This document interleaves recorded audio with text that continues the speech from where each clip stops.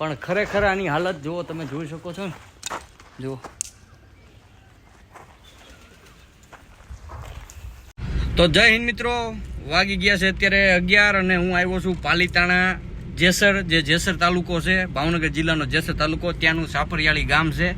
ત્યાં આપણા ભાવનગરનો એક જૂના જમાનાનો જે હવા મહેલ છે, જે હું તમને આજે બતાવવા જઈ રહ્યો છું, જેની હાલત અત્યારે ખૂબ જ કફોડી છે, બહુ ખરાબ છે, બરાબર. પરંતુ હું આ વિડીયો બને એટલો શેર કરજો જેનાથી આપણે કે ખરેખર આની હાલત બહુ ખરાબ છે અને આવો આપણો વારસો જેને આપણે સાચવવો જોઈએ એને કેવી હાલતમાં છે હું તમને દેખાડું અત્યારે. બાકી હવા મહેલ છે એક નંબર. અમે જો આ મહેલ છે હવા મહેલ, જે ભાવનગર સ્ટેટ, જે એ વખતમાં આપણા કૃષ્ણકુમારસિંહજી જ્યારે સ્ટેટ હતા ત્યારે એ જ્યારે આ છાપરિયાળી ટૂંકમાં પાલીતાણા વટીને જે આપણે જેસર તાલુકો છે, હું ભાવનગર જિલ્લાનો, આ ટૂંકમાં ભાવનગર જિલ્લાની સરહદમાં આવે આ જે ડુંગરની ગાળીઓ બધી. પણ આપણે જે આ હવા મહેલ છે, જેનું નામ હવા મહેલ છે, જ્યારે મહારાજા સાહેબ અહીંથી આરામ કરવા, ટૂંકમાં શિકાર કરવા નીકળતા હતા અથવા જે પ્રજા શું કરી રહી છે એ બધું જોવા નીકળતા, ત્યારે એ અહીંયા રોકાતા હતા. અને આ મહેલ તો જુઓ, હવા મહેલ બહુ એટલે બહુ, આમ બહારથી તો તમે જુઓ ને એટલે આમ કાંઈ ઘટે નહીં એવું છે, પરંતુ જે અંદરથી બહુ એટલે બહુ જર્જરિત હાલતમાં છે. ખરેખર આનું રિનોવેશન સરકારને કરાવવું જોઈએ. સરકાર જો આવા મહેલને રિનોવેશન કરાવે, જુઓ તો ખરા, આના સ્તંભ જુઓ તમે એક એક. આ જે છે મને લાગે છે આપણે જે ભાવનગરમાં જે રાજુલાના પથ્થરથી બનાવવા આવતું ને પથ્થર, તો એ જ લાગે છે. આ જે મહેલ છે, અહીંયા મહારાજા સાહેબ રોકાતા. આ જુઓ હવા મહેલ. અહીંયા એવું કહેવાય છે કે જ્યારે અહીંનું ચણતર થતું ને ત્યારે જે અહીંના ગઢિયા એવી વાતું કરે છે કે જ્યારે આ હવા મહેલનું ચણતર થતું ત્યારે આ નીચેથી બેલા ફગવતા અને અહીંયા ઉપર સુધી નાખતા. વિચાર કરો એ સમયનો ખોરાક એવા હતા ને, ત્યારે તાકાત એવી હતી બધામાં. વિચાર તો કરો. અને આ સ્ટ્રક્ચર જો, આર્કિટેક્ચર એક નંબર, કાંઈ ન ઘટે સાહેબ. પરંતુ આ બહુ જર્જરિત હાલતમાં છે. થોડુંક સરકારને પણ ધ્યાનમાં દેવાની જરૂર છે. ભાવનગર સ્ટેટ જો ધ્યાન દે તો એ પણ સારું રહેશે.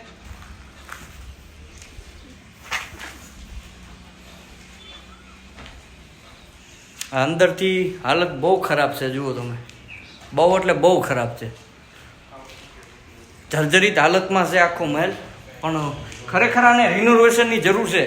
જો આને રિનોવેશન થઈ જાય ને સાહેબ તો કંઈ ન કરે ઘટે એમાં. આ આપણો વારસો છે અને વારસોને જાળવવો ને એ આપણી હાથની વાત છે.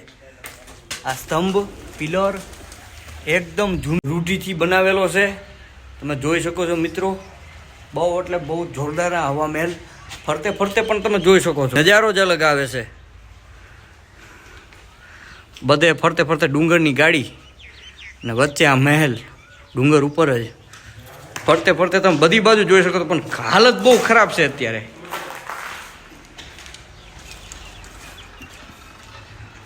જોઈ શકો છો અહીંયા આ પહેલાં વડલો બહુ મોટો હતો, ત્યારે તો અહીંનો સીન એમ કહે છે કે બહુ જોરદાર આવતો, પરંતુ આ વડલો હમણાં વાવાઝોડામાં પડી ગયો છે. પણ ખૂબ જ સરસ આ મહેલ છે, પણ અત્યારે જર્જરિત હાલતમાં છે.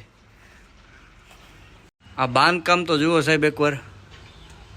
અને જે આ જે મહેલ છે આ અત્યારે તો આપણે જે મહારાજા સાહેબના અંડર હેઠે આવતું હતું, પરંતુ મહારાજા સાહેબે પછી આને આપણે ગાયો માટે ભાઈ દઈ દીધું ને.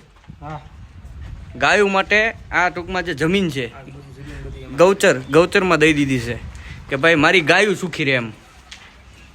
પણ ખરેખર આ મહેલને રિનોવેશન કરાવવાની ખૂબ જરૂર છે. સરકાર આની ઉપર થોડાક પગલાં લે અને આનું રિનોવેશન કરે તો બહુ સારું રહેશે.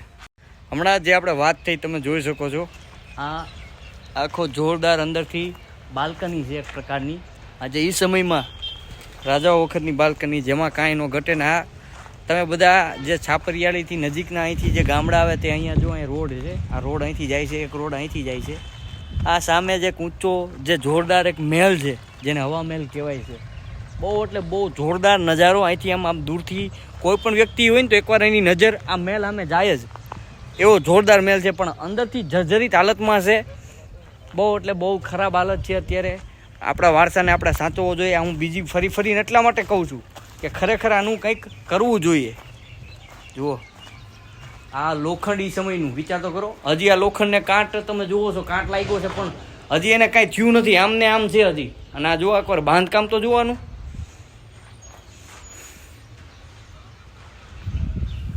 આ સાઈડમાંથી આખો વ્યૂ છે, જોઈ શકો છો મિત્રો, જે જોરદાર આખો વ્યૂ છે અહીંયા.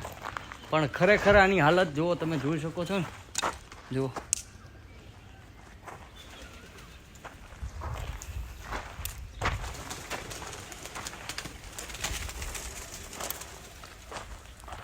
જે મહેલની કેવી ખરાબ હાલત છે. પરંતુ હું પર્યટન જે સ્થળ, જે આ સરકાર છે, જે પ્રવાસન સ્થળ, જે પર્યટન, જે વિકાસ કરે છે ગુજરાત પર્યટનવાળા, હું એને પણ કહીશ કે ખરેખર આનો વિકાસ જરૂરી છે. કારણ કે આ તમે જોઈ શકો છો કે કેવી હાલત થઈ ગઈ છે મહેલની. અને આવા અઢળક મહેલો છે બધી જગ્યાએ, બરાબર, બધી જગ્યાએ આવી જર્જરિત હાલત હોય છે. પરંતુ આવો મહેલ કે જે એમ કહેવાય કે આપણા કાંગરા, જે આપણા ભાવનગરનું ભવિષ્ય કહેવાય, એવા મહેલ, જે હવા મહેલ છે ને, ખરેખર અહીંયા હવા એવી આવે છે. ત્યાં મને, હું જ્યારે આ ઉપર બાલ્કની ઉપર ચડ્યો ને ત્યારે ખબર પડી કે ઓહો, હવા મહેલ ઉપર આપણા જે ભાવનગરના જે મહારાજા છે કૃષ્ણકુમારસિંહજી, એ શું કામ આવતા અહીંયા હવા ખાવા? એ ખરેખર આના બાલ્કની ઉપર, અને અહીંયા પણ એટલો પવન જોરદાર આવે છે. આ હવા મહેલની અવશ્ય મુલાકાત કરજો. પરંતુ અત્યારે અહીંયા ગંદકી છે, પણ આનો યોગ્ય વિકાસ થાય એવા પગલાં સરકારશ્રીને પણ કહીશ.